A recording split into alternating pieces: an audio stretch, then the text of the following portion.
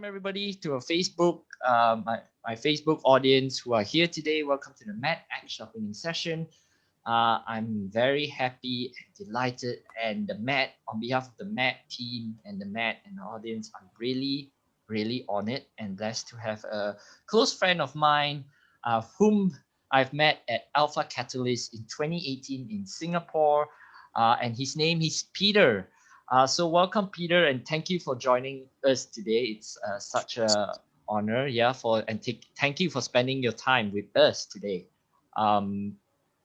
Maybe before I go on, maybe you like to say something, Peter, before I just mention, Well, thank you so much for inviting me on here. I'm really excited to be, live, especially seeing you again. It's just been so long, like after so many things have happened in this world, and it's just nice to be able to, keep in touch, see each other. And so my name's Peter, or some of my Thai friends would know me by Ung. That's my Thai nickname.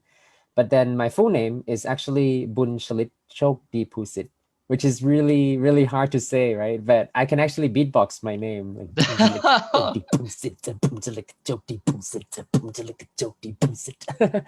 wow. Didn't know. Okay, so that's another fun fact I didn't know. I think we really went ahead in the question, but yeah, sure. That's a fun fact. Wow, beatboxing. Now that's amazing what you do, man. Dude, seriously, that's something I didn't even know that you do. And that's incredible. But it just kind of happens. Well, it's natural, right? I mean, today it's more like a casual conversation between one another. We haven't caught up with each other, as you said. It's been at least 2 years, I think. In 2019 was end 2019, I think, that I came to Thailand as well, twice in 1 year. I think it was in May in 2019, and then was it 2019 or 2018? I'm not sure. It must be before all this, like COVID spread came over here. I think it's because you didn't really have any trouble traveling over to Thailand like within a short notice, that you just decided to come here, and then you just let me know, and it was like within a few weeks, like, oh, hi. We're here 2019. Yeah, I think it was in 2019 when when I first visited Peter in May. We went there for a few days, and then in December I went there again, and I met up with Peter again. And as we said, the first thing we met was always talking about Marvel or Star Wars, or either that or DCU. I think, what happened was usually we met like right after one of those movies just came out, and so it was like kind of natural for us. It was like, oh, we just went and saw this. We're like, yeah, me too. Like, oh, what do you think about it? It's kind of natural, but yeah. I think one of the fun facts we can tell our audience is we both have a Kylo Ren full costume. So the next time you probably see both of us, maybe if all of you audience see both of us, if we are together, you probably see both of us in our full costume. I can really connect with Peter. Peter has amazing stuff, like Spider-Man suit. I have a Darth Vader helmet, a Thanos gauntlet, and Kylo Ren helmet. And basically that's how we connect. It's pretty interesting how the lines connect with both of us. Like, oh my goodness, you do have that and this. Yeah, we share a lot of the same interests, but I'm pretty sure you have a lot more like costumes and props than I do. Not really. I only have one, which is just the whole Kylo Ren costume, and then the Kylo Ren lightsaber.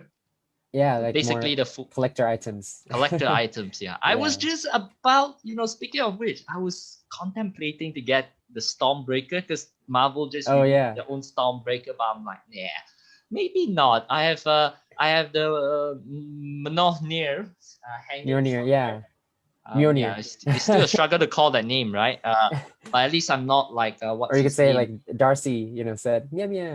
Oh, yeah. Or at least I'm not like what Paul Rudd. He said Jonathan. yeah, that's called funny. It Jonathan. He got it confused. So, but well, I think we went off a little bit, but rabbit trails always happens. Yeah, but that's pretty cool. Like met you at Alpha Catalyst in 2018. So just to give a little context to some of our audience, Alpha Catalyst is a place where we've gathered youth, I think Christian leaders around the world, and to come and equip them with Alpha Catalyst is I believe, in short, is to get Christian leaders from different countries to come aboard and equip them to run Alpha in their own countries. I think that's in short, if I may say so. And that's where I first met Peter and the rest of the gang. So whoever's tuning in, I can name a few: Nathaniel Chuang, Jonathan Hongsha. Let's see, you still remember? I'm pretty sure you know a couple of them. Yeah. I'm trying to recall some of the guys there. Shirley. I remember that time we did a surprise for Shirley. I think the husband texted me, I remember, and saying, I've got a cake and I want to surprise Shirley for the Alpha Catalyst audience. I think, we did that surprise, I think. And after that, it was pretty funny moment for us. I think that was a pretty amazing moment. So that's how I met Peter, and we've been in touch since. I'm just, wow, of all the people I've been in touch with frequently, apart from Nathaniel and a couple of them, Pastor John Mack, is you. I feel honored. I know you're a busy man also. You're so involved in the ministry. You travel and you make connections, and you still think to take a little time to like come and visit me in Thailand. Like, that's awesome.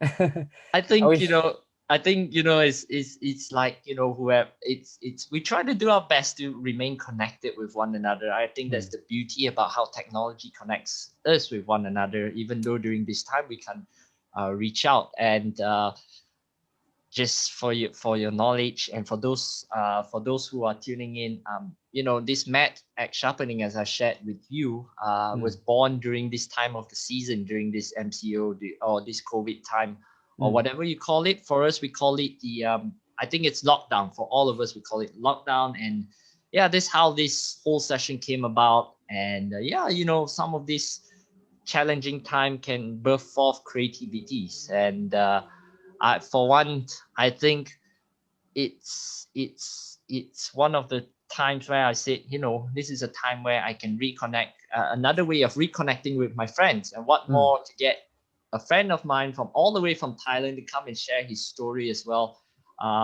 As much as I know you, as we said earlier, we've only connected like the first time briefly. We meet. Hey, we always talk about movies, right? But there's some things, like I knew you were a teacher, I knew you were the voice role, but what goes behind the scene, we didn't really discover that. We didn't have time because we were too engrossed with all the movies, right? Sometimes. We were early on. But I guess one thing that I'm really encouraged is to see that you're doing this. The MET, I believe. The Monday evening talks, how you call it. It's amazing to make connections, but also to just share our hearts with everyone. And I'm here for that today too. I want to share with you like so many different things, and of course later there'll be a time when people can ask questions and submit questions, and I'll be really happy to just reply to you and see what people want to know more, But just to give you some backgrounds, I studied elementary education when I went to college.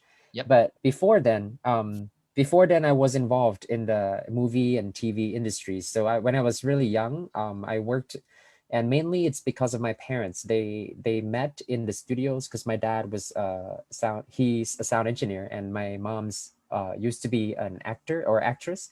And then she changed ideas to only doing voice acting when she had me and my brother, then my sister. She just decided that being a full-time actress was too much time that she had to spend at work. And so she switched over to voice acting only.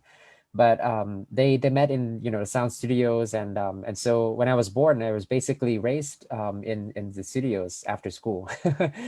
It's almost as if like every day after school I would visit one of the studios, either because my dad works there or my mom has a job at a different studio. And then eventually growing up in that way, I also get to put my voice and on like TV commercials, radio commercials.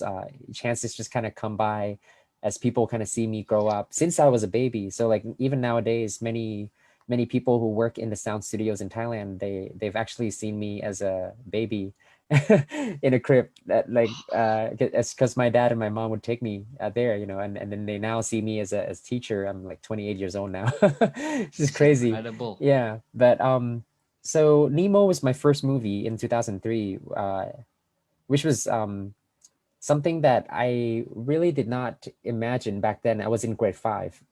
So I was still attending school, and just on a weekend on Saturday, I went to do my like cast to voice, and they like Disney would choose whoever is the best one they think, so my voice would be sent over to Disney in America, and then Right. even though they do not understand the Thai language, they would listen and choose like the one that they like the most. And thankfully I was chosen, out of 9. I was the selected one, and then I went to work in the studio in Thailand. And thankfully too, the man that I worked under, who was my director back then, his name in Thai is Lung Tong, which in English his name is Mr. Tony, or Uncle Tony is how I would call him. And he is the voice of Luke Skywalker in the Oh, episode 4, 5, and 6 in Thai. And he wow. is the voice of Aslan, and many, many more. Like his work records just so much. But I was really honored to have him as my voice director, and that was like the very first movie I've ever experienced. Doing, and actually, the studio gave me 2 days to work on it because it was like my very first movie. I was the main character. I was Nemo, and I never had any experience doing voiceovers for movies. So they kind of imagined, for a kid, grade 5 kid, would take like 2 days to finish it. Mm. But I think a lot of Uncle Tony's help allowed me to finish it in 3 hours. And Wow. with that, it's kind of funny because the sound editor just like, oh, I now have like half a day off and one more day off. Didn't know I was gonna have, but and it was a lot of fun. I think what Uncle Tony really taught me was how far he has to lead in order to get me to a certain level that he wants. So like as being a voice actor, a part of it is it's not just doing the voice, but it's really acting also. Like your emotions have to be on par with the characters, Yeah. everything that you say. And of course, if you say wrong things, you just kind of have to go back. But with the technology, that's pretty easy to do. You just kind of rewind it and do it again. But the main thing that I am really thankful for with Uncle Tony is that I think he went like 120% to do the sample voice of what I should do, and then so he would get me to 100% of what he wanted to see in the movie. And that was something really powerful that I've never seen in any of the voice directors kind of position.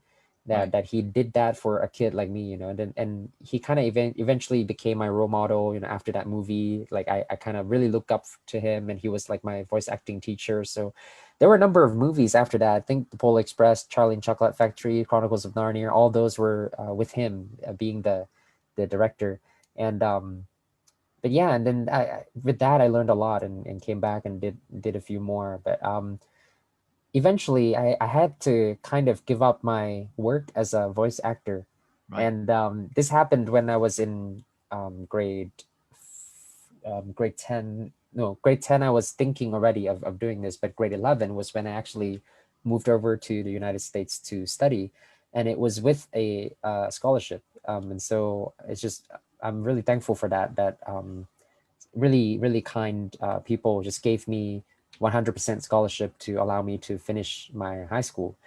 Mm. And that kind of set me on a certain path, which I knew that school is a Christian school, even though the scholarship is just like private owned. But they decided to allow me also to get to choose like which high school between like or among the choices they had. And um, yeah, thankfully I chose this school, and it's a Christian school, which then led me to wonder more about what Christianity is all about.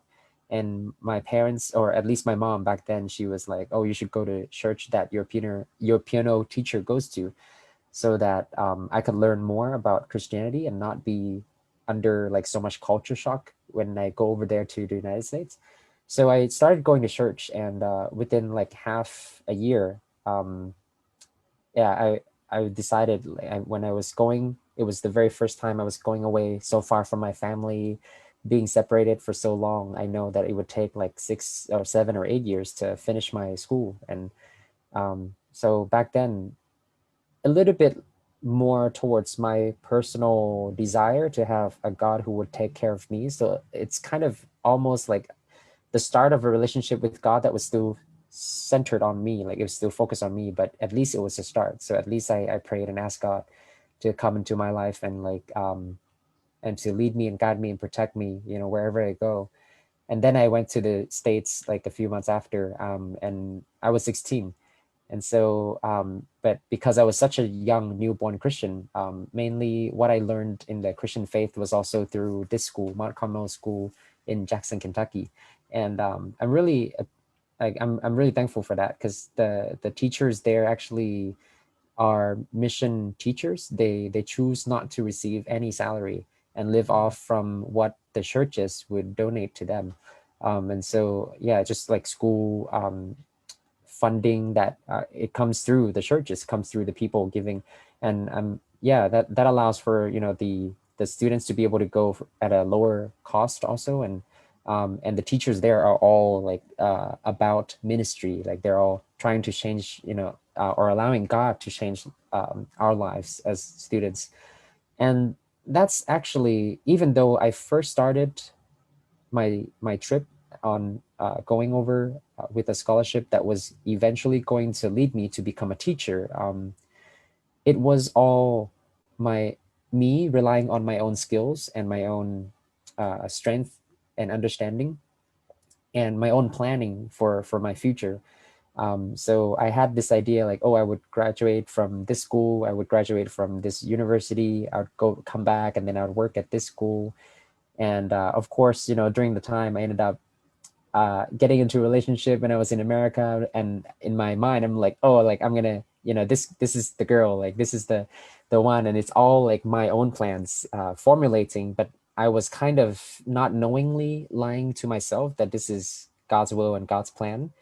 But I did not realize that I was still just relying on my own personal skills and strength. And until God really had to show me through a hard time of ripping away all of these different things that were adding to my plan, like whether that's the relationship, the scholarship, the plans for like what school, what work in the future, like everything was just gone. And so I became suddenly, I was like a boy who had everything, all the plans for the future, and within 1 week I turned into like a little bit of an older boy who had no future to look forward to. It's like so it was all sudden, like everything was taken away within 1 week. And so I went through a hard time, waking up every day and not wanting to do anything, you know. And a big part of that was, you know, through heartbrokenness too, and in that time. But I think God really allowed me to go through those to that situation so that I would see, like in that moment, when I know I had no heart to do anything at all. Whenever I was with young kids, I noticed that I have this love that I want to see them grow. I want to see them do well in everything. And like as I watched the elementary kids like walk from the cafeteria back to their classes, I just can feel like this great love that it's in me, you know. And like I realized, wait, like this is not my own heart. It's impossible. I don't have any heart left to give to anyone, to anything. But like I realize that's a heart that God's given me. And so I take that as God's calling for me to be a teacher, you know. And I know like God's calling for different people is in all different ways. And but that was the way that he showed to me, is like a calling by heart, just to show me that, yeah, like he's given me this heart. And yeah, after that it's become more uh not just my own word or promise to any contract, but it's like a covenant, you know, that God initiated it. He's the one who started this love. And yeah, and then I'm able to like be a part of that, and I'm just really thankful. So I think by the time, right, I learned how to completely trust in God, like Proverbs 3:5-6, like, or yeah, Proverbs 3:5-6, right? That talked about like trusting in the Lord with all your heart and lean not on your own understanding. Think of him in all your ways and he'll lead you to the right path. I think by the time I really learned to rely and put my trust in God to truly experience His faithfulness, that's when I really know what being in a relationship with God means. Even though I thought I knew, but like I did not know, you know. So yeah. Wow. Well, I think what you just shared, it's like wow, you know, I hear that stories is incredible. And for our audience, this is something that I'm also first time listening from Peter, because as I mentioned earlier, the first when we meet, the first thing we always discuss is always movies, right? And it is a beautiful thing. I think we love that's how I guess our friendship was formed. But now I'm hearing this for the first time. Wow, I felt really moved, and it's really touching. And I felt like I think tonight we're gonna hear so much more from Peter on his story as well. But before we go into the next question, because he sort of gave us the brief introductions already. For those who are tuning in here on Zoom or also on Facebook Live, if you have any question for the speaker, you can see it currently on your slide right now. There's a QR code scanner here. You can, if you're using your phone, you can scan this code and then type in your questions. And what we'll do is at the end of this session, we will review your questions. But if you are using your phone to stream this via Facebook, there should be a link that one of my colleagues or my member have put into the group chat. So you can click on that link and key in your questions. Otherwise, throughout the questions, if you didn't have time to scan this, throughout the few questions that we're going to ask him, there will be the QR code at the side. So with that, really quickly, I think Peter has already talked a little bit about himself, what he, actually, maybe we didn't cover this. Like, what did you study actually?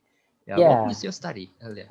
Did you cover this? I did. Maybe. Well, very, very briefly. I guess after high school, which, you know, it's very interesting that American high school is also, if you've ever had any experience studying there, you get to kind of choose your own subjects, and it's somewhat similar to the college experience. But by the time I got into college, I studied elementary education at Kentucky Mountain Bible College, also in Jackson, Kentucky. So I was not far from my high school. It's actually like 2 miles down the road.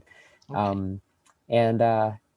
Yeah, it's a really awesome school, like a really awesome college. Just everybody who goes there basically go there to be trained and equipped to share the gospel. And so like that's the main goal. And with that being said, I think it just builds a really strong Christian community. Everybody's looking out for each other, like caring for each other, praying for each other.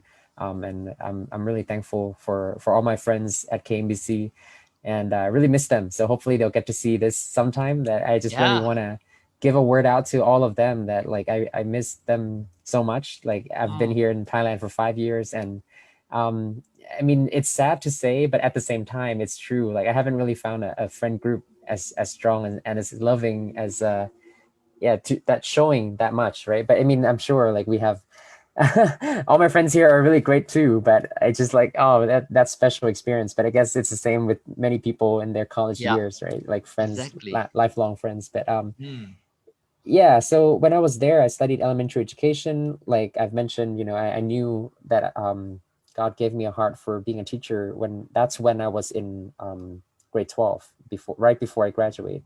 Okay. And actually, I did not really know I was going to go to KMBC. I thought I was going to go to another university. Actually applied, got accepted, know my dorm room, who my roommate is. I got on their soccer team and different things.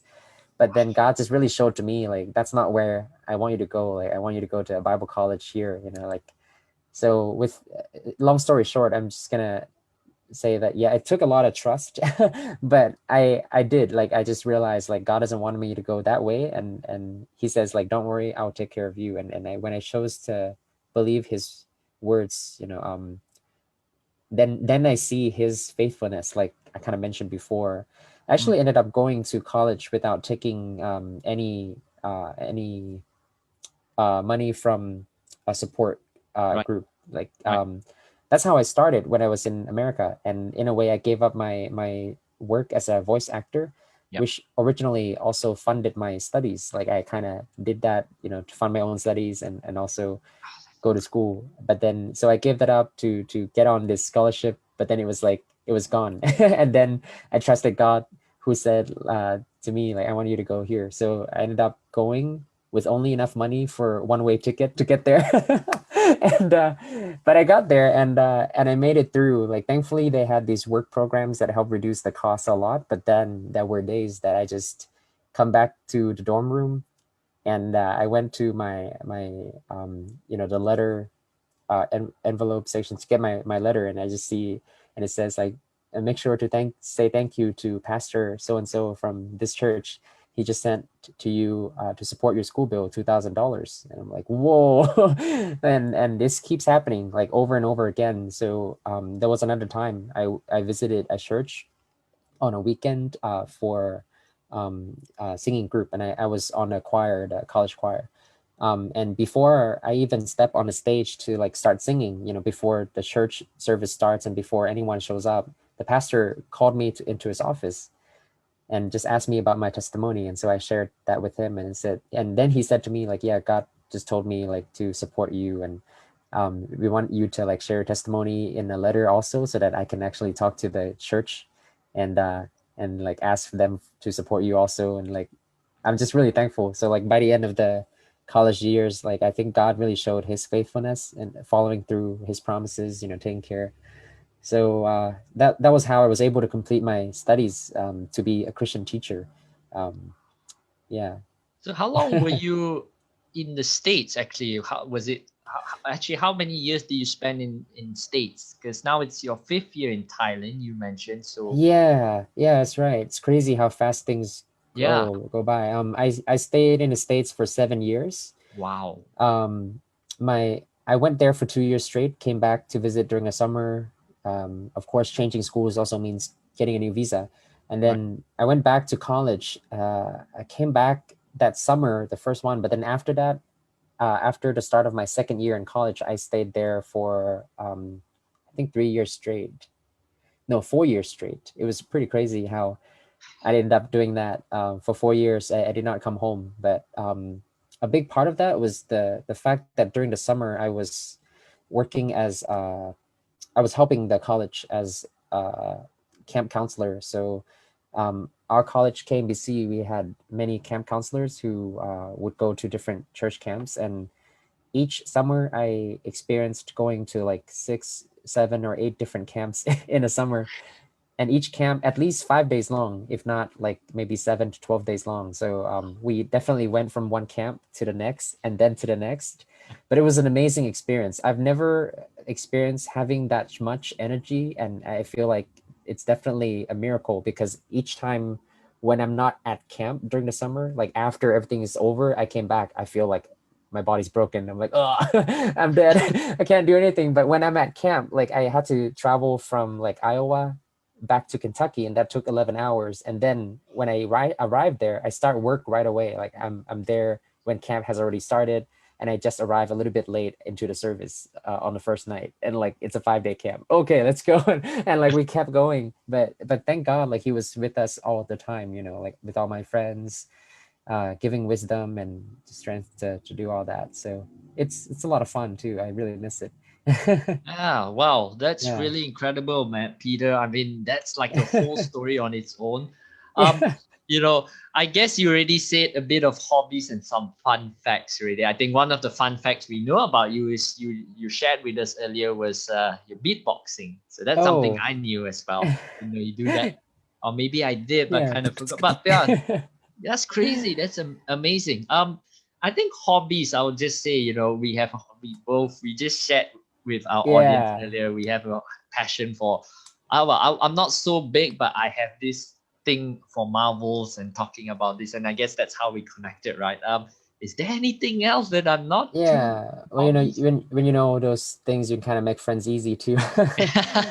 I mean, I do play different games, whether that's board games, video games, sports. I like all of those. So just kind of, yeah, fun, interactive kind of thing. Hmm, It's funny that I'm not a big fan of reading books, even though I read a lot of comics. Like I'm more of a visual learner, I guess.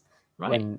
as an educator myself, and I had to learn how to like teach, like they're visual learners and analytic learners and so on. I'm much more of a visual learner, so comics really go a long way for me. So like I could read so many comics, but then I would not finish like a chapter book on the Avengers if I'm reading it in a style format of a chapter book. I would not finish it. And it's funny that it happens that way. But I play the piano. Do you play any instruments?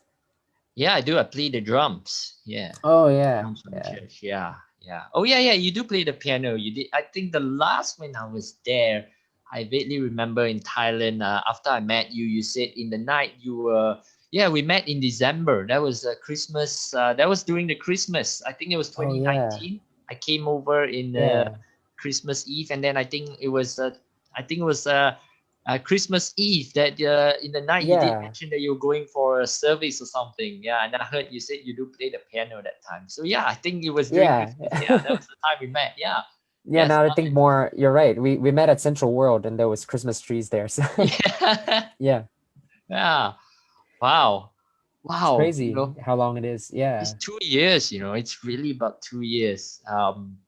But with that said, I'm gonna just go into this question. Was being a teacher your first? Actually, this was something that maybe I didn't find out from yourself.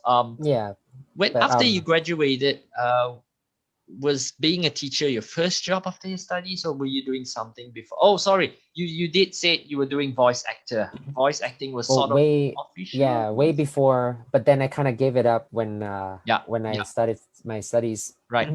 But actually being a teacher, I kind of started it before my official graduation. And then like, as I graduated, then I moved back to Thailand, then I continued teaching just at a different school. So I did my practical training at Mount Carmel School, the one I went to grade 11 and 12. So thankfully that helped prepare me a lot too, because I did a lot of my student teaching there, like the practicum, practicing teaching while I'm taking the course and so on. This is outside of like teaching Sunday schools from previous years, but actually at a school like teaching these subjects. And it was very funny because I'm Asian, but I was there and I was teaching US history to American students. Wow. It was hilarious, but I had to read a lot, when I did that, to really know my content there. And then when I came back to Thailand, pretty soon after I came back, I just looked up, ACSI schools, Association of Christian Internationals, and BCIS. Right now, I'm working at BCIS, Bangkok Christian International School, is one of the ACSI schools. And so I saw that on the list already, but then thankfully one of my teachers from a long time ago when I was a student in Thailand, he was my teacher. Apparently back then, I did not know all the details, but he mentioned this school, BCIS. So I applied, and when I applied, it seemed to me like, wow, like God has just kind of put all the jigsaw puzzles together, not just for me, but for the school also. I feel like it's right, and when I showed up, I could see like exactly what they were looking for in the position. It was exactly what I was training for. And I was like, yeah, let's do this. And so I kind of jump in, and I've been teaching here for like 5 years already, and it's so fast. And the amazing thing is, remember the teacher I kind of mentioned that he told me about this school and he was my teacher. I ended up being his daughter's homeroom teacher for 2 years, and then now I'm teaching his son. His son is in my homeroom, and in a way, it kind of reminds me of Star Wars. Like it's like the Force, like like my father has it, I have it, and you have it too. Comes in one circle. Yeah. And it's like your father was my teacher, and now I am your teacher too. Like, there's a saying for that. Remember, like, you are not. Remember when that? Sorry, we're going geeks. We're using examples from Star Wars and Star Wars and geeks. So it's like that scene where Darth Vader tells Obi-Wan, "The last time I was the master." Oh yeah. Last time I was the student and you were the master, but now I'm the master and you're the friend.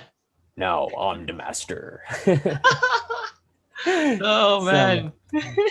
Incredible, iconic scene. Yeah. Believe me, I've actually said that to my student. I know. I mean, yeah. It was a little, I've shared like for those audience, I really salute the teachers, all the teachers, and what more, my friend here, Peter, because there is a time, if you do follow his IG, now I'm sorry, you're gonna Oh, be it's flooded fine. with followers soon. But Oh, if it's you fine. follow his IG, there is some sessions he really dressed up. I think you dressed up for one of your classes. Is that correct? You did dressed up as or something, right? For what when Yeah, you teach so teacher. at our That's great. school we have book character day, and that's to inspire students to love, reading more books. And a part of that is just having everyone dress up as their favorite characters, and they bring their book, but they also come to school in their full costumes. And we have our fashion show, we have our judges to, and Yeah. actually I was the one who came up with the rubric to, like, for the judges to grade. And I consulted, because before, when I was in America, I went to Comic-Con and like make connections and friends. And I just asked my friends who like always go to Comic-Con, always go to these competitions, and like Yeah. ask them like, hey, what kind of rubric did they use? Like, what did they use for this? And like, thankfully I had some friends who helped me, who had attended those competitions, and like, hey, like, these are some of the criterias. And so I use the same criteria, just use it at our school, and yeah, and it's really fun seeing some students show up, of course, in their Spider-Man outfit, like I did one year, just dress up in full Spider-Man outfit. Yeah. Yeah. I dressed up as Cyclops before sometime. I don't know where my one visor is, but and then Kylo Ren, of course, was my full costume at one time. But Spider-Man too. You have the full Spider-Man yeah, costume. yeah. That's pretty cool. Yeah. Right now I have three different Spider-Man outfits. No way. But Wow. what Wow. what I'm really like surprised was a few different students. They did an extremely good job. Like their parents really went all in, right? So like I see this one kid shows up with like four octopus arms behind him, and it's like stretching out like this, behind his back. He's walking around the school dressed like Doc Ock. And then when I ask him, like, what's something that you would say? And he's like, the power of the sun in the palms of my hands. And that's what Doc Ock said in the Spider-Man 2 movie. And I was like, oh, he even quoted the movie. Like, yeah, it's really, really fun to be a teacher and seeing these students with their creativity every day. So That's amazing. Peter, I just saw a comment. I think it's your yeah. student, Yumin Lee. He just mentioned on Facebook, "Hi, Mr. Oh, Peter." okay. Oh, Yeah. hi. Hi, Yumin. Was good to, yeah. Wow, hearing from. But yeah, it's just a short pause from there. But yeah, good to, yeah, we're good seeing some comments coming in shortly. Yeah, But it's awesome. Happy to see you too. yeah.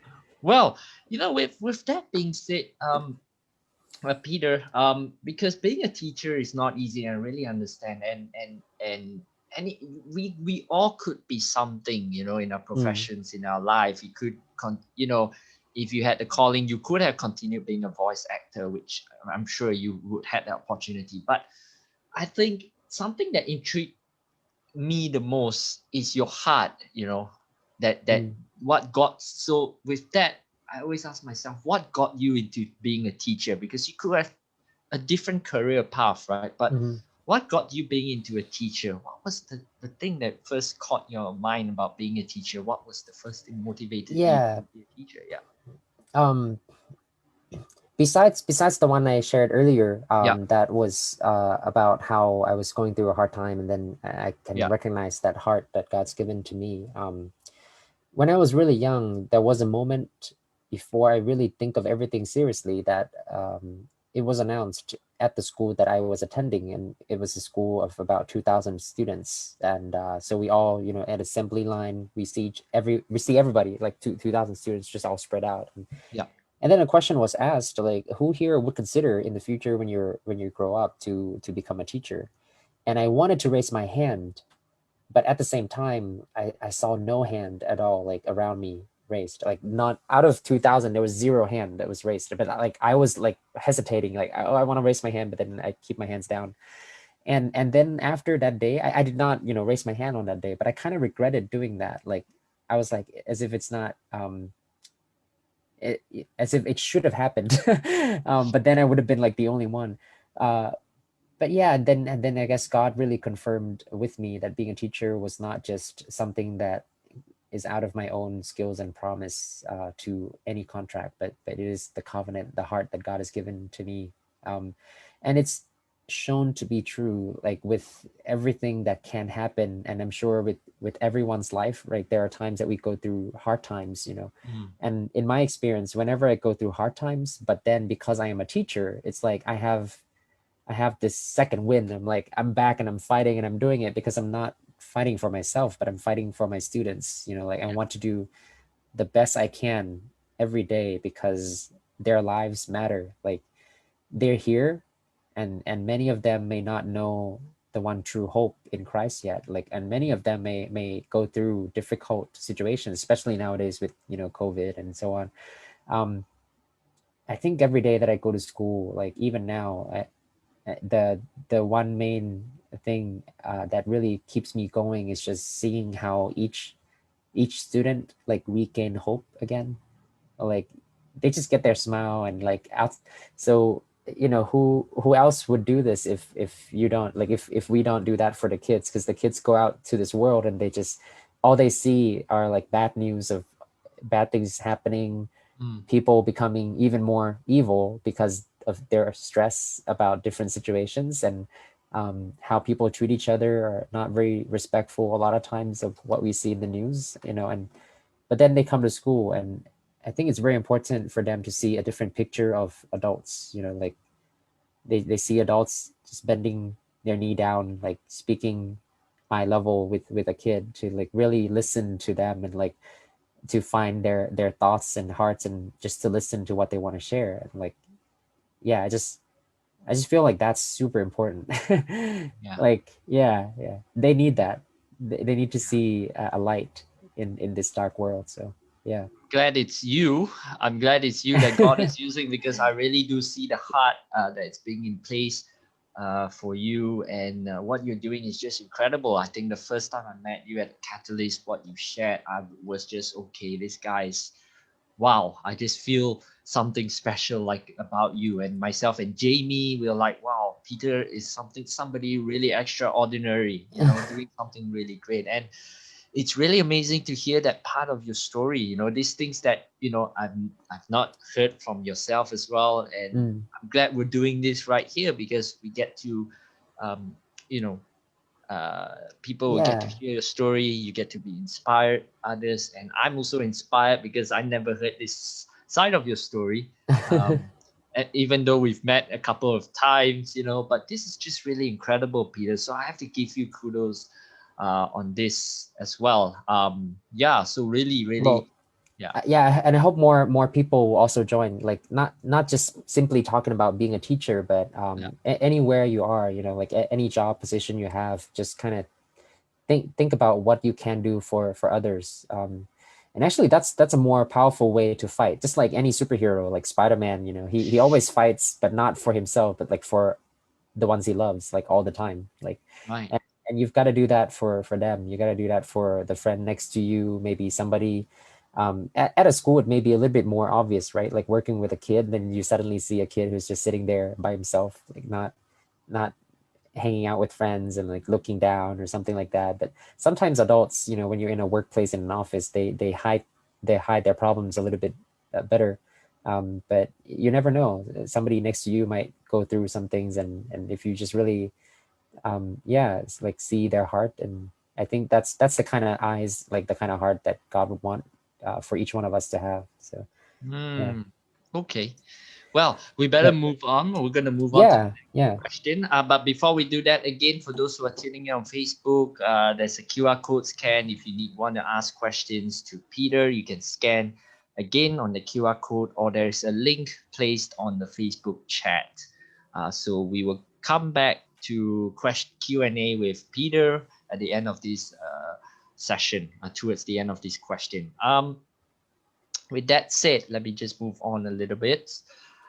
I guess we've already answered B as well. Was this something you wanted? But we shared that earlier. So we will go yeah, slightly. We will go slightly going back to your voice acting role. And I think this is yeah, a question, right? As mentioned in the introductory, I think you did mention this as well. How did this role came for you?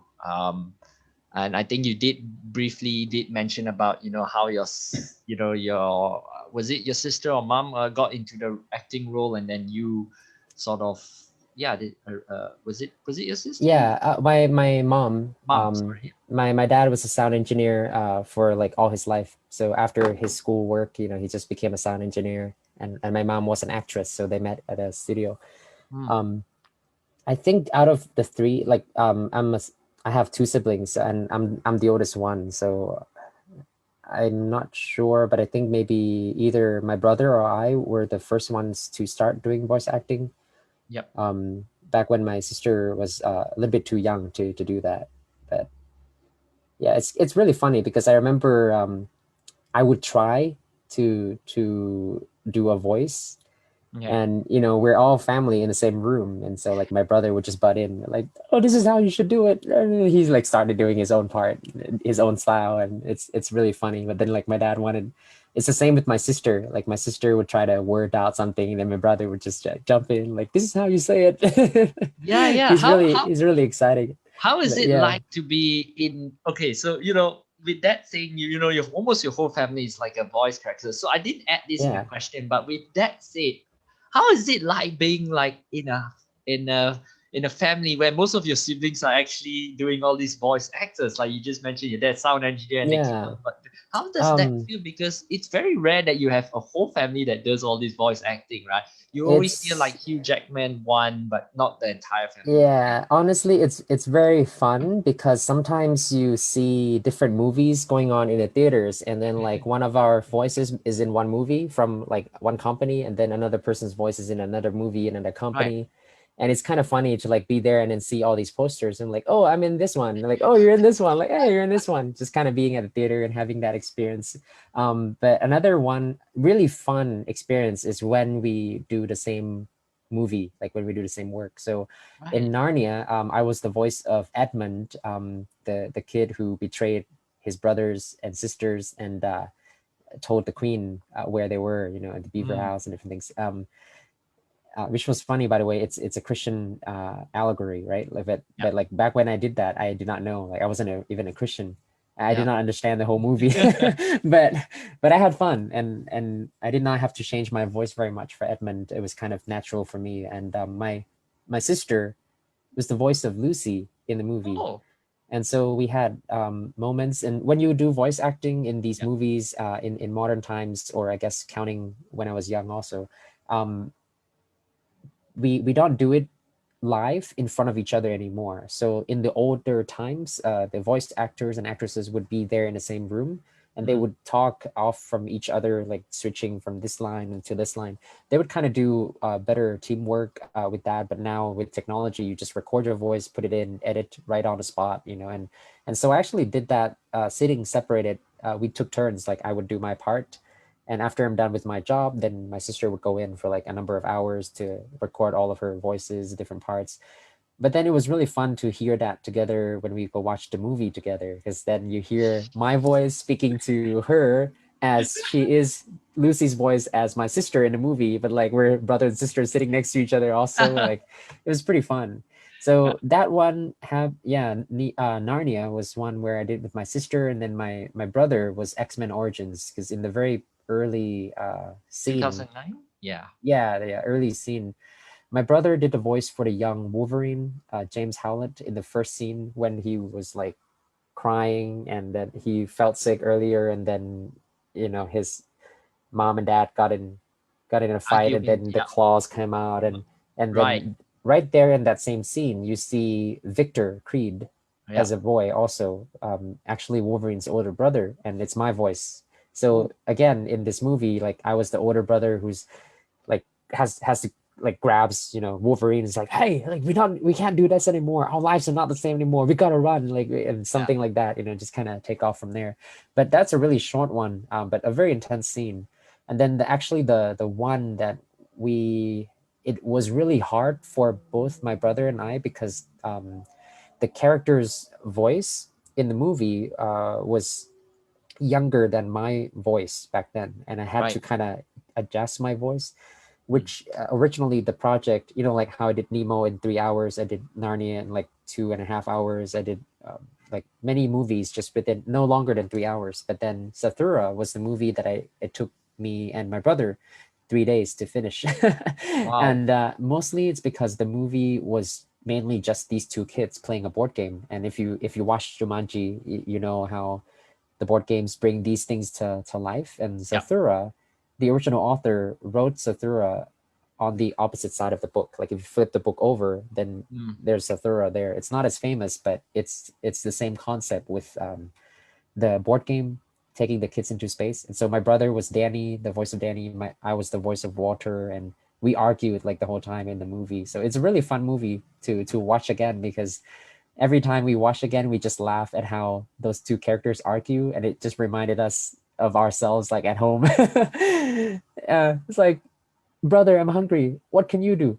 Water. What can you make? Water.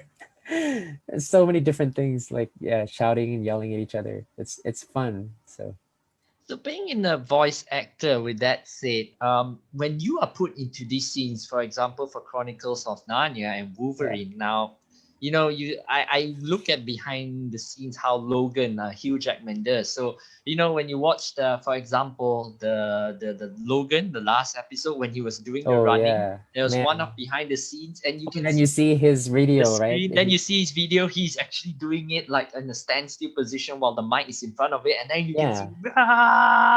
Do you guys do that? I'm sorry, guys, if you got scared for a moment, but I had to do this because it's very fascinating how do you portray the voice, like especially for animation, like cartoon, like Narnia, right? So there's a difference between animation and live movies, live action. So in live action, you have a very specific face and emotion showing that each voice actor would want to try to mimic the original voice as much as possible, but at the same time to match the facial expression as much as possible. But then when it comes to animation, you have so much more room to play with your voice, because those are animated characters and they only come as much alive as your voice allowed them to. And so like the more you add in to the character, the more alive they become, so it's very funny. If I watch Finding Nemo and then right after that I watched Narnia, I actually feel a little bit disappointed with my own voice in Narnia, because in a way I feel like, oh, I did not do such a good job with how my emotions influx and different things for the character. Right. But and then in reality I have to remember, like, oh, for Finding Nemo, it was purposefully like made in that way because it is an animated movie. Like I actually had to do so much more voice acting to allow for that to feel like it's actually alive, like Nemo is actually alive, swimming, talking. So yeah. So you would have something there to guide you to, I mean, pretty sure, yes, you have free thing to do, but I'm pretty sure you have like the screen, that something to guide you or something like that when you're doing that Nemo voice, the anime. Right. Normally Nemo it was fun. So they sent me back then VHS. Oh, wow. VHS that was almost black and white. Nemo, it was not completely black and white, but it was almost. But you could tell like the drawings were not complete, so things were off scale. But within that whole VHS, right, I also had the full script of the movie weeks before the actual work started, and so it was my homework to read through the script, watch the movie at the same time, and just kind of go through, so I understand the character, I understand these scenes, and I can't remember exactly how many days I had, but one of the things that was really helpful was the numbers on the top, like on the top bar. Of course, you have these numbers that tells you exactly what hour, what minute, what second, what millisecond your voice comes in, and that is shown on the script also. So yeah, but then when you go to do the job, the movie, of course the voice director, Uncle Tony, was a big help to allow me to like really catch on to what feelings Nemo was going through. But fun fact, actually, I was so young when I was doing Nemo. I was in grade 5, and that scene when Nemo was already in the fish tank, and the group of fish wanted to introduce him to the group, and so they had Nemo come out at night to like go through the ring of fire, and then like they have these things going on. I was actually scared when I was doing that scene. I was so young that when I watched that scene, I was doing my voice acting, I was actually scared of like the colors being red and all these different things. It's like, oh, that's so scary. So so my voice as Nemo, showing my scared kind of emotion, then it was actually real. It was pretty wow. funny. But That's amazing. That's amazing. We talked about that, Peter, yeah, about how all this has become like, you know, uh big. I guess, this what you just shared has been like, wow, what a journey, man. What a journey. And to hear this from someone who's like from an industry as young. But with that said, I think recently I saw a post that you and your brother had something. yeah. Your brother was coming up something. Perhaps you'd like to just share what was that? Was that a movie you Oh, doing a actually, voice? I'm not allowed to share that one yet. Right. But yeah, but I So saw some behind the scenes. So it's a yeah. movie, So right? yeah. So You one won't thing want to that share with us. happened is just how my brother, I think, yeah, I mean, I know my brother looked up to Uncle Tony just like I did, and it's sad to. I should probably have said this already, but it is sad to say goodbye to him a few years ago when he passed away. Oh man. So many of us voice actors, we mourn, his loss. He meant a lot to all of us. Like he was just the role model for being voice actor, for being director, and so on. But yeah, he's quite a role model for my brother also. So in a way, him being in the position now, he's a director also, Okay. at one of the studios in Thailand. Like he kind of is doing that. A big part of it is because I think he saw how Uncle Tony impacted our lives in a way, and it's more than just work. Like every day we go to the studios, as kids when we were young, we just see who's gonna get to run faster to give him a hug first, like, Mm. and that was how it was. Like he was really our uncle, to us. So um and yeah, he's now fulfilling that dream that he saw in his life, I think, just being a director also. And so it was really incredible to have that experience to do voice acting when my brother was recently my director, and I was there in a room.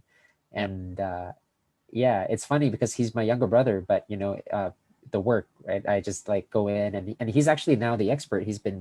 He studies media, and he has been in the studios for 2 years, and I was the one who kind of stepped away from this line of work for a while. So like it was just nice. And actually it was really funny when during the work I did tell him, like, I feel like I'm not as good as before. Like I Mm. kind of lost my skills there a little bit. Yeah, But sorry you about pass that. I it haven't done down. this in a long time.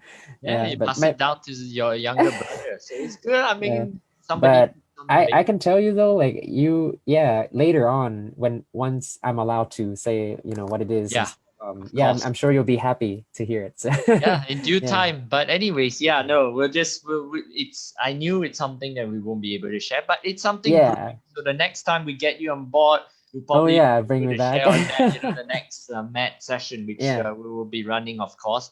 yeah. But yeah, that's incredible. Like I just saw and I said, wow, I think something is coming up when I saw that video. So I'm like, I'm looking forward. I know when I was gonna ask this, I knew it's something because it's behind the scene and it's quite recent. So when I see it Yeah, brewing, I know I might definitely won't get out of that, but I think I sort of saw something brewing coming up. So that's something that I saw your picture with you and your brother. So yeah, guys, we'll stay tuned. I think there's something special gonna come up with Peter again. He's sort of, maybe, who knows, he may be back into acting voice role again, but we'll stay tuned to find out yeah, maybe. when it comes in due time. Yeah, I don't know how famous is this video game called Contra Returns on Yeah, mobile yeah. games, Contra mobile. is pretty. I think not well for those gamers. They probably would know Contra. Yeah. Okay, yeah, yeah. I'm the Thai voice of Han Feng in Contra Returns, the game that Wow. has been out for a while, by MOBA, and Bailey is another character. So that's something. But yeah, like I don't know what version you guys would play in Malaysia or other countries. I'm sure it's not in Thai. So, but I don't currently have Contra downloaded on my phone, but back when it was released, right, I just had to try it. So it was also another funny experience to play my own character, Han Feng, and go against on other online players. And I can actually say that I've never lost once. Wow. And it was funny, like playing as my own character, hear my own voice when I get shot. I'm like,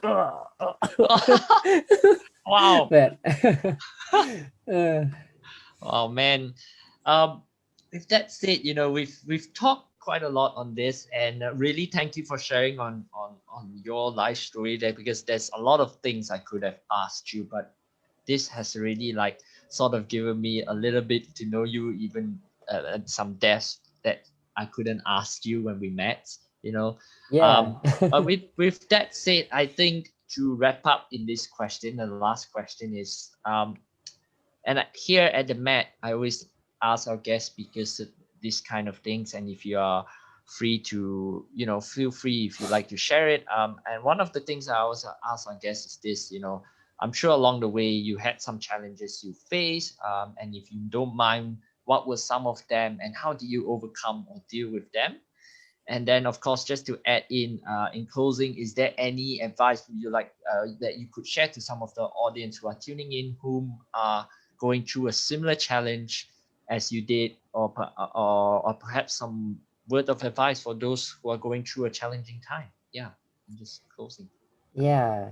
I feel like this is actually a very, big question to address, especially in this time, as everyone is going through a very unprecedented time, right? Something that nobody could ever have thought of just 2 years ago. Like we never knew Yeah, the whole world would face such a challenge. And I think anything that anyone has ever faced before then, it feels like everything else or any challenge that comes after the pandemic started just seems to like be multiplied in our lives.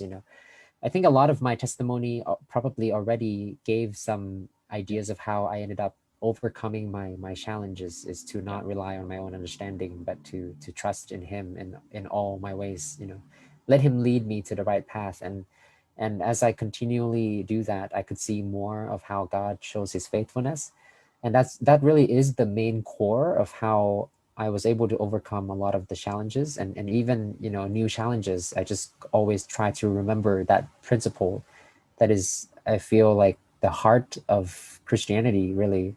There has to be that relationship, and it's not just a one-time decision that one person makes to follow God, but it is really every day you wake up and you just choose like I'm gonna trust you, God, um, to do your will today, and like every challenge I face, I'm gonna trust in His strength to be able to allow me to complete the task according to His will. I'm gonna trust His wisdom to guide me in my decisions. I think that is the one core main important thing, and yeah, but word of advice, I thought about this a little bit ago before we started, and I just thought to share something that I think, Jesse, you'd be surprised and really appreciative of this, because if you're a Marvel fan, this is a treat. So either you guys are uh, a Marvel fan who would enjoy it and take it for yourself, or you could like remember it and then share it to your friends who are Marvel fans too. But I feel like life is really about transformation, right? And a lot of times you see in those Marvel characters stories, whether like Spider-Man getting bitten, Peter Parker getting bitten by the spider, but then of course true Spider-Man fans would know that's not what made him into a Spider-Man. It was really his decision when he lost Uncle Ben, and he's like, I have to take up this responsibility. I do have the power already, but it's actually the moment that he chose to take responsibility to then be transformed into Spider-Man, to be like somebody who will do this job. Or even like Steve Rogers going through a super soldier serum program, the Weapon One program, or like even Tony Stark, right, having to put on a suit of armor. But all of these different stories that a big part of why I like Marvel is, I think many times I see how characters are transformed, and it reminds me of myself. It reminds me of many of my friends who undergo transformation. Therefore, if anyone is in Christ, he is a new creation. All things have passed away, all things have become new, and it's a good reminder. So just to give you some good things about like what is it like after being transformed by using Marvel analogies. So like first one, talking about Thor is, he is a reminder that you can be born with being granted greatness. Like God has given each one of us greatness ever since we were born. And it's like Thor also, he was born to be Prince of Asgard and eventually King of Asgard. And that is a destiny that, Odin was looking forward for Thor as well. And it's very similar to how God, he um, he is our Father. He's chosen us, so that we should know his will, and that, you know, when we see just one, we would hear the voice from his mouth, and that's in Acts 22:14, right? And God, he has a power, he has a purpose for us, for you, and no matter what battles you're in. And just like Jeremiah that says, you know, for no thoughts I have towards you, says the Lord, thoughts of peace, not of evil, to give you a future and a hope that you will come, call upon me and go and pray to me, and I will listen to you. Jeremiah 29:12 to, or 11 to 12. But not just being born with greatness, like how Thor is, and God's given us that also, but Iron Man also reminded me of something. His character reminded me that we need to be properly equipped, to be trained, and to continue to improve. Like, therefore, take up the whole armor of God. Is oftentimes some of the youth pastors would use this to kind of talk about, oh, look, Iron Man, you know, putting on the armor of God. And but it's not just being able to like put it on, but also to remember that you need to work out your salvation. And sometimes people may confuse this too. It's work out your salvation, not work for your salvation. So we're not talking about working in order to be saved, but like because you know you are already saved. Like Tony knows he is already Iron Man. Like he would say, it's not just a suit, like I am Iron Man. And because of that, he continues to improve on his suit. He continues to work on his suit, and we work out our salvation. So we keep on improving. Therefore, if you know, you're beloved, not just in his presence only, but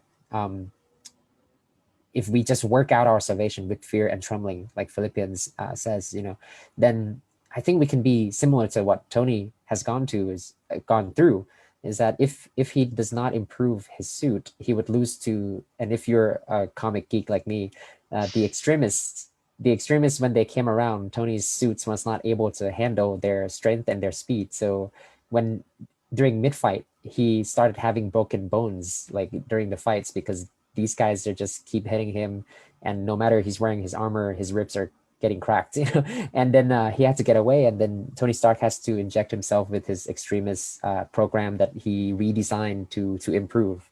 And later he became a character who not only wears a suit, but he can calls the suit from anywhere, you know, flies to him, and he can connect his mind to a computer and different things. But like, you always see him improve. But then the last person is definitely somebody who cannot forget, the big three, right? We need to add Captain America in there. So he's quite a character that he has been trusted with greatness. Like, not like Thor, but in a way, like, you know, the people trusted him, giving him the super soldier serum, and kind of trusted that he would be the symbol or the icon to help bring hope back to America once again during the World War II, kind of, you know, in the Marvel universe.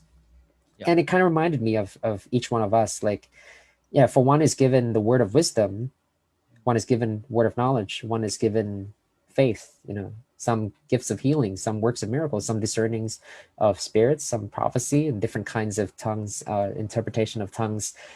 As mentioned in 1 Corinthians 12, I think eventually we have to realize that each one of us, this is one of the most amazing things. Like, we think we need to trust God, but sometimes we forget to think like God also trusted us with these gifts, you know, like he also shows us, and he trusted us with these gifts, just like we're Captain America. We are chosen, we're trusted with these gifts.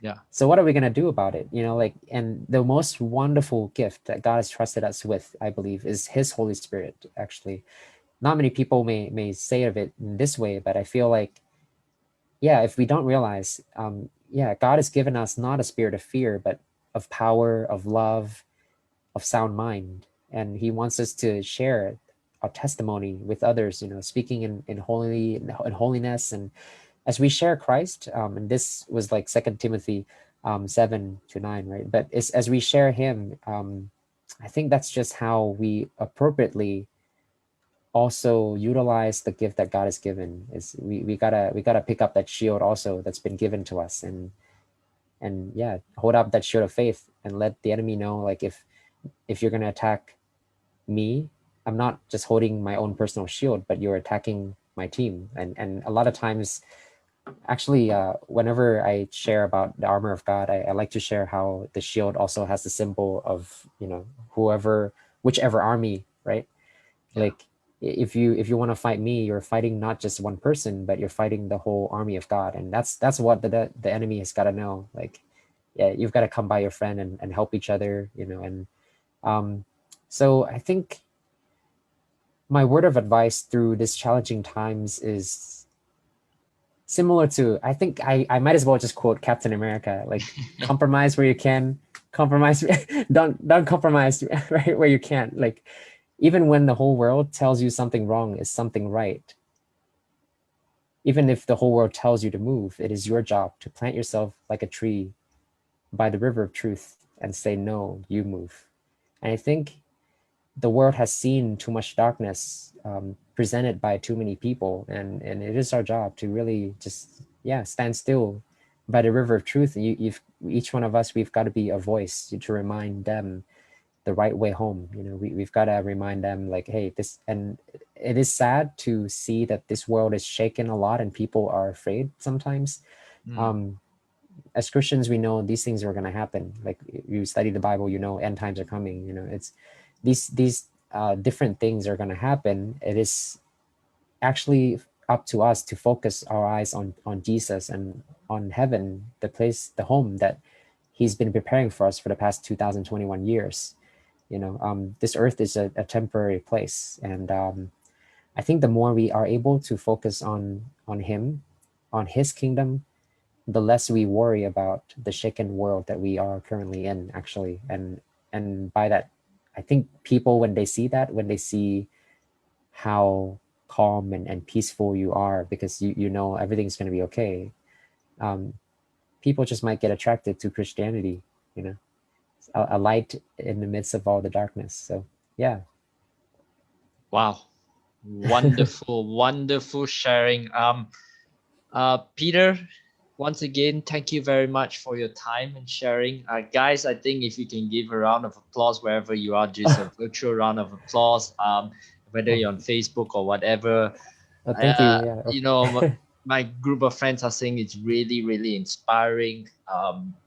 And I knew tonight was going to be something special because I've waited on myself to find out these details from you as well, to know about you as well, even though I knew you. But, you know, as we said, the first thing that connects each other is Marvel, you know, all this kind of stuff we talk. But it's really wonderful. Peter, really thank you for your time. So right now, what we're going to do is we're going to go into a time of questions for our guest speakers. So hopefully by now, most of you throughout the whole, during the questions, there was a QR code. You guys would have scan the QR code and type in your question for our guest speaker. For those who tune in a little bit late today, don't worry, you can still catch this Facebook live session after this recording is finished. You can check out the MET page to find this video there, or if you like to listen it will be up on Spotify and Apple Podcasts. So if you need the link, I will of course tag Peter. For those guests of Peter, if you want to hear this session again, you can check out later on when Peter reshares the link or the page that I just shared. Right. So I guess we will look into the question now. Hopefully we'll let me just pause this for a moment, and we'll just hit into the question right now. In the meantime, wow, Peter, it's yeah, you know, the Captain America quote that you just mentioned has inspired some of my friends as well. Wow. You know, they just mentioned, and I think many of us who are Marvel fans, like, we know, like, that quote is just one unforgettable quote from Captain America. It is, but to some it's quite new for them, and really great that you shared it, because I wouldn't have remembered about it. But wow, what a timing for you right. We do have plenty of questions. Okay, sure. About 4 of them, which is pretty good. So let's I'm gonna just share it on. Hopefully you'll be able to see this. So let's check it out. Do you see the screen here, Peter?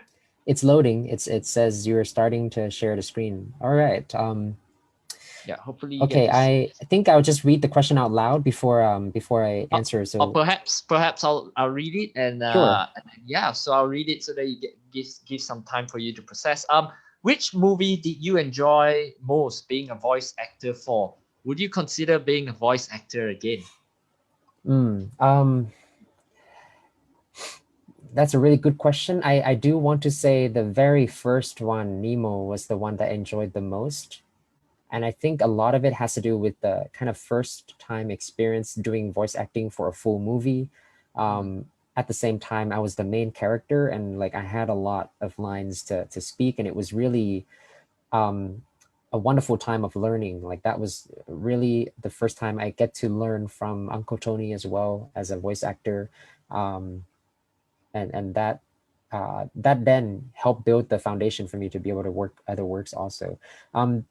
Yeah, definitely I would do voice acting again, but I do want to say that I would not invade my teaching time like at the school. So I prioritize that above all things, above all the other works, especially if it comes down to, because to me I feel like that's how I serve God is where, you know, those hours, whether that's prep time or being at school to serve God through being there for the students. So as long as I'm not invading that time, like I would definitely pick up voice acting after school or on the weekends. And actually, I'm not totally out of the loop in, I guess if I can't find a better word, but Right. yeah, I did go in and do a few, and sometimes people still send me requests, and I send them sample voices for them to consider. So it's not like I'm totally out from the industry. So yeah. Right, right. Okay, hopefully that answers one of your questions for those who asked that. So we'll move on to the second question. Can you share a fun memory of your life in college? Oh, I definitely have many fun memories. But I think one that is not normal here in Asian countries is, but first, before I tell you the story, you have to understand the fact that it's normal and people in America can have like rights to own firearms, right? And and so this is just a fun experience. So every now and then we have our boys dorm parties, and you know, supervised by a teacher, we get to use those firearms, shoot at targets, and so on. But then there was a day when uh, a piano, like an old piano, it was thrown away into the burn pile. So like it was beyond fixing. Like it was going to be burnt anyways by somebody, and then one of my friends was just like, why don't we just blow up this piano instead of burning it? And so, yeah, we just went straight to buy some substance. I'm not going to name it, but from Walmart, just a normal store. But this substance, what it takes is just a really high kinetic energy, so high speed bullet to hit it, to explode it. So we put it inside the piano. I put the duct tape on the outside to put an X there, like to tell my friend this is where you shoot. And then we got far away when with an AR-15. I think that's what my friend used. It was like a mini version of a M16, but like civilian version, only semi-auto, not automatic. And yeah, I just took a shot from far away and we blew up a piano. And actually, I actually have a video of that, but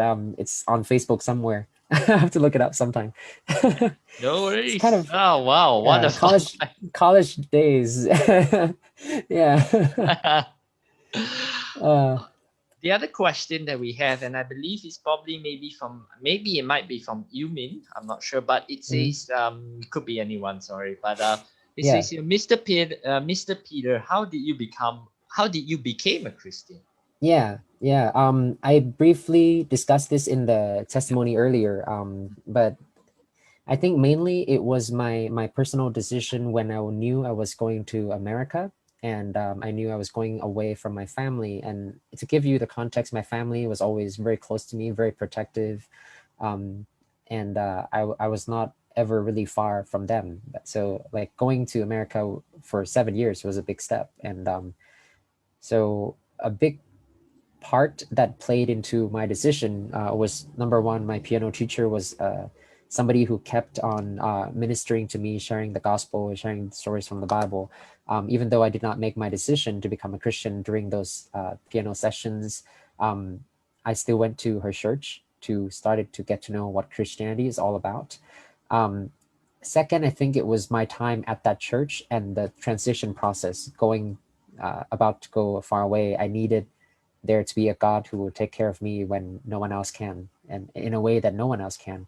And in a way, I could experience that. Like, I felt, this is going to lead into another, but I'm going to make the story really short. The very, very first time I ever seriously prayed was actually me swimming out in the ocean, and I did not realize how far away I got from the beach. And it was so far that when I turned back, I realized, oh, it's so far. Like, I don't know if I can make it back. That was my first thought. Like, I don't know if I can swim back, if I have enough energy to do that. But I started swimming.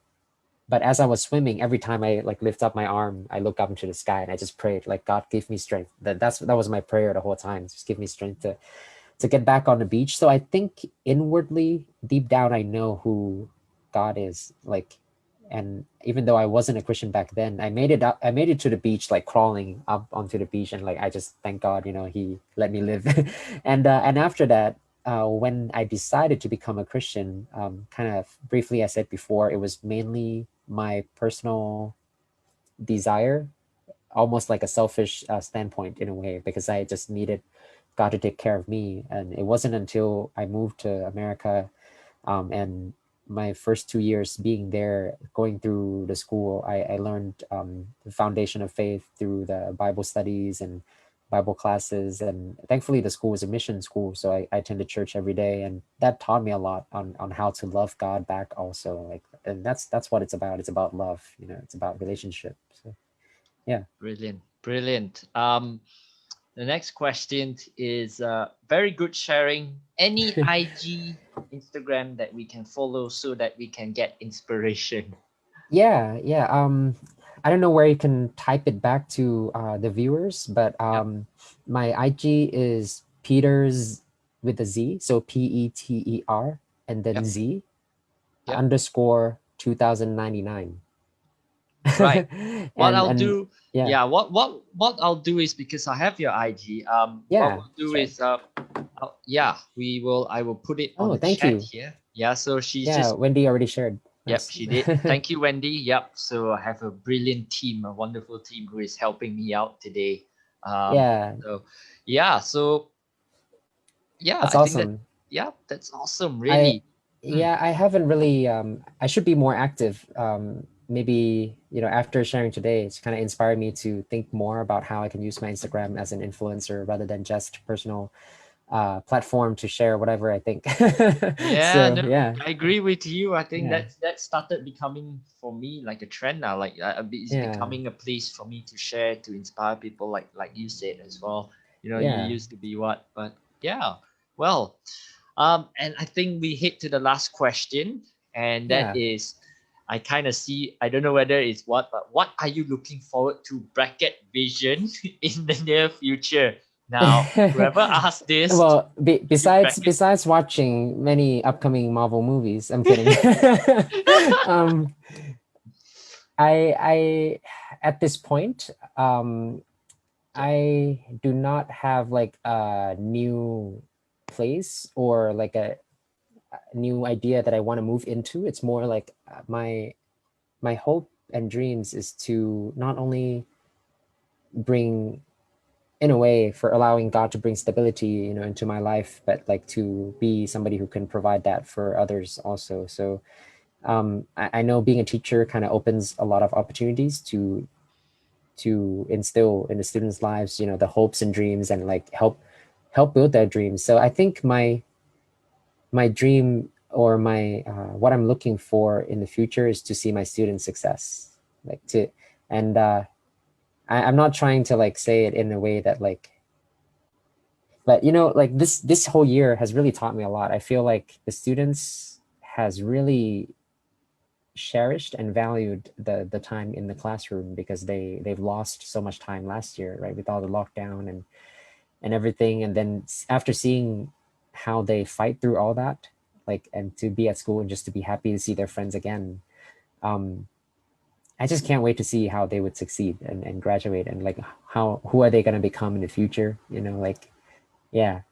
so I hope to see that soon. And I know maybe one of my students are looking at this and watching this, and some may look at it in the future. And just whenever you succeed in maybe writing a book, just don't forget to bring me back a copy with a signature on there. Or yeah, maybe whenever you become a doctor, just I can trust you with my life then, but maybe not right now. But by that time, if you become a doctor, you know, so I look forward to seeing that. Yeah. Great. Yeah. Well, Peter, absolute pleasure and a blessing to have you on board. And through your sharing as well. Thank you for coming on board and share. It's been a grateful time. Your friendship means a lot to me. It's a great blessing for me to have known you throughout the years that we've known each other over the last 2 years, but it felt like our friendship has been really long. And just to close it out for our Facebook Live audience, our recommendation this week, I'll just read this out really quickly. Our recommendation, what we usually do for the MET is we also try to support other people who are starting up businesses or whatever. So if you do, for those live audience who are tuning in, if you have somebody that you think that they deserve a shout out, just drop us a message and we will give them a shout out to look at. But here's this week's shout out, or I would say a recommendation to read. So Blessing by Grace Chew, you can check them out. They are only on Instagram. Oops, that came out somewhere. Ooh, my bad. Okay, you can check them out on Instagram. I forgot to remove the animation that it's supposed to be below that, but you can check them out on Instagram. And just a little background about Blessing by Grace Chew. It was born out of love for making beautiful pieces of jewelry and gifts. Each piece is lovely, handmade and crafted, so no two pieces are the same. That's what makes handmade jewelry and gifts so unique. Using the art of clay molding, the jewelry are paired with elegant crystals, beads, steel findings, and even natural stones to create truly artisanal pieces. It makes so this is a quote. This line that I'm going to read is from the owner themselves. It makes me smile when my creations make someone feel beautiful. So yeah, give it a check out for those of you who are tuning in. You know, your support goes a long way, supporting all these local businesses. But again, if you do have anybody to give a shout out, drop our FB page a message, or drop us a message on IG, on our Instagram page, and we're more than happy to look up and give them a shout out. But until then, it's a much thank you from everybody. We'll say goodbye to our Facebook friends here. Thank you for joining us, and to those who tune in for Peter, whether it's Peter's students who tuned in earlier, thank you for joining in, and hopefully we get to see each other soon. Until then, take care, everybody. Yes, thank you very much. Bye. See you next time.